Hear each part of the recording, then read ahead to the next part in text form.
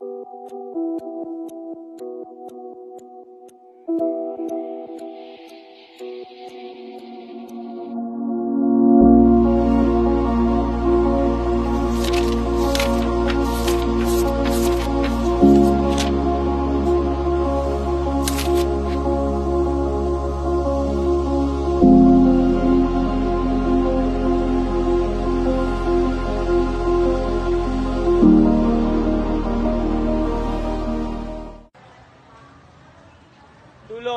Tulong! Sino mang nakakarinig sa akin dyan, nandito ako, nakagapos. Oo, Panginoon, bayan mo na yan mangyari sa akin dito. Bayan mo na yan patayin ni Adolfo si Haring Liceo at ang aking ama. Bakit? Oh, Laura, ako iyong iniwan at pinagtaksalan. Kayaan mo lang ba akong magdurusa at abang ikaw ay magpapakasaya kay Adolfo? Gusto man kitang iwan, ngunit sa puso't isip ko, ikaw ay nakauwi. Oh, Leon, tulong, tulong.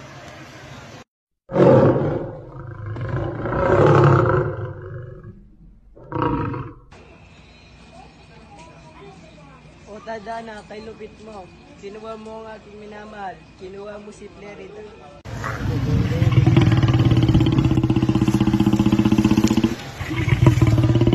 Ano ang tunog na yon? Kailangan ko na mag-moderate pabalik sa kanya.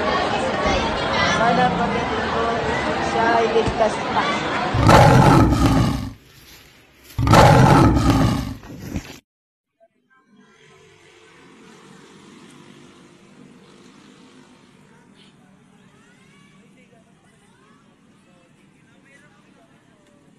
Langherong binata, gumising ka.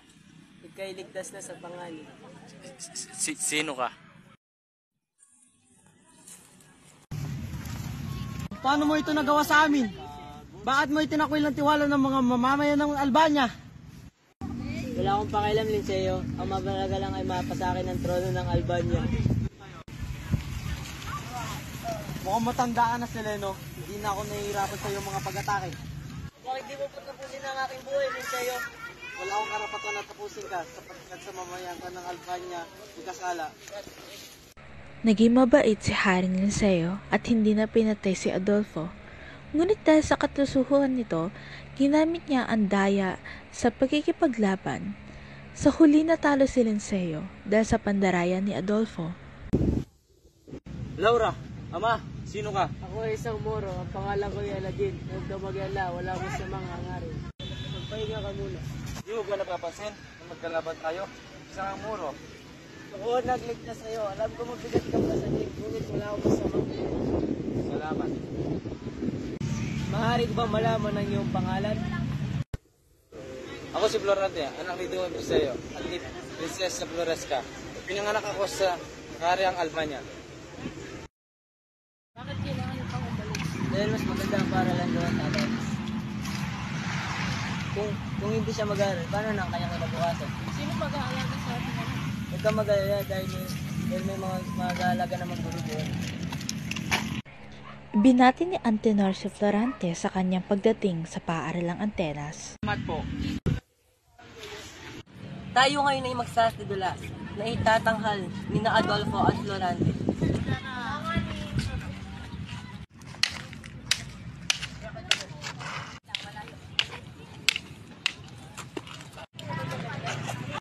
Ano ang nangyayari sa'yo, Adolfo? Nasisiraan ka ba ng ulo? Umalis ka na sa Antenas.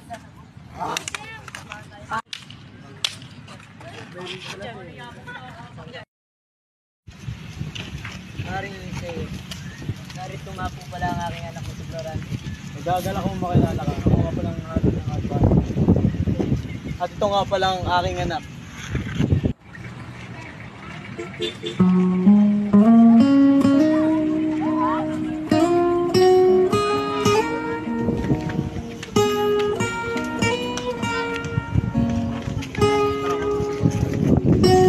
Oh, Laura. Pinakagalang kita magkilala. Oh, Laura. Kaya dyan. Nung makilala ka, Florante, sana mas maging magkakilala pa tayo para magtayo ka na maulit na.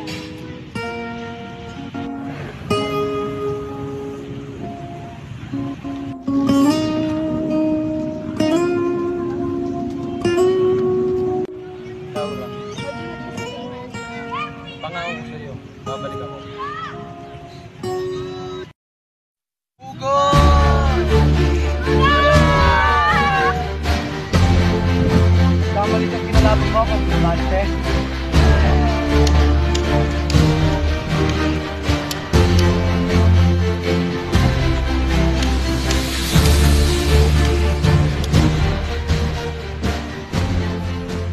Magaling nyo, mga kawan. Bumalik na sa kaharian si Florante pagkatapos ang digmaan para makita na ulit ang kanyang minamahal. Ngunit dahil sa kanyang katungkulan, kailangan niyang lumisan at iwasan muli ang minamahal niya si Laura. Nagtagumpay sila Menandro at ang hukbo ni Florante sa isang matinding digmaan laban sa mga kalaban ng kaharian. Matapos ang labanan, nagpadala si Haring Liseo ng liham kay Florante upang pabalikin siya sa kaharian ng Albania. Ngunit inutusan siya bumalik ng mag-isa lamang. Hindi alam ni Florante na isa pala itong patibong ni Adolfo. Pagbalik ni Florante sa kaharian ng Albania, laking gulat niya nang salubungin siya ng mga kawal na armado. Sa halip na pagbati, siya ay tinutukan ng sandata at dinakip. Lalong ikinabigla niya na makita si Adolfo na siya namumuna sa kaharian. Nagkaroon sila ng sagupaan, ngunit nanaig si Adolfo. Ipinagapos niya si Florante sa isang punong kahoy sa gitna ng kagubatan na napapalibutan ng mabangis na leon upang tuluyang mawala ang hadlang kanyang masamang balak. At yun ang nangyari sa akin. Hindi ko na alam ang aking gagawin. Tadhana na ang bahala sa akin. Ngayon, kwento ay di nalalayo sa akin. Masakit mo sabihin ng ama ko ba nagpasakit sa akin. Kaya ka lang sa iyo.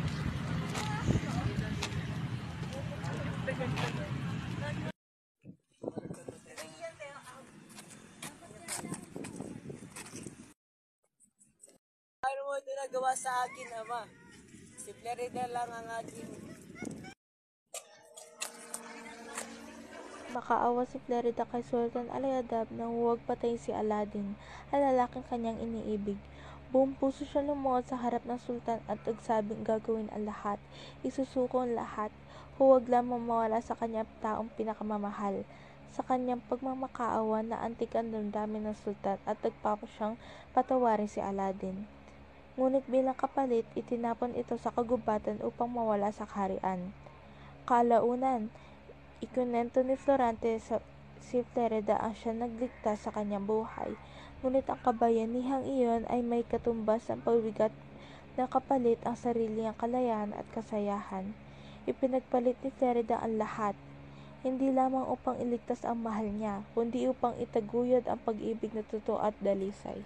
Sapagkat ngayon aking ka na. Wag! Ganoon mo! Isang umaga habang naglalakad si Laura sa hardin ng kabalyero, narinig niya ang lihim na pag-uusap nila Adolfo at ang kanyang tauhan tungkol sa balak nilang agawin ang trono habang si Florante ay nasa digmaan. Nabigla si Laura at agad siya sumulat ng isang lihim upang balaan si Florante. Ipinagkatiwala niya ito sa isang tapat na kawal upang dalhin kaagad sa kampo. Ngunit bago pa man makarating ang sulat ni Laura kay Florante, naunan na ito ng kasamahan ni Adolfo. Pinagsisinungalingan nila ang lihim laban kay Florante. Sa halip babala, ang sumasalubong sa kanya ay pagkakulong at pagtaksil. Huli na ang lahat, ang liham ni Laura ay hindi na umabot sa tamang oras. Hindi ko na alam kung anong patutunguhan. Ang hiling ko lang naman na itong naramdaman.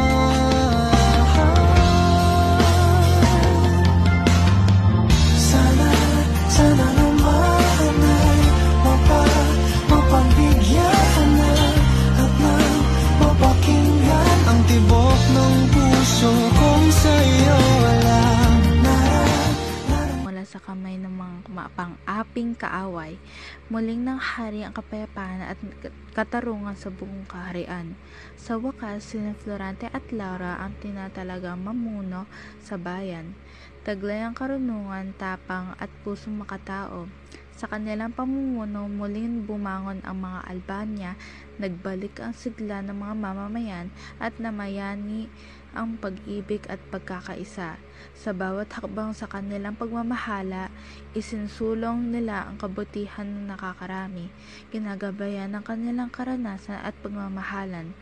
Tunay ngang naging simbolo sila sa pagbagong pag-asa para sa isang bansang minsan naglugmok sa dilim ng digmaan.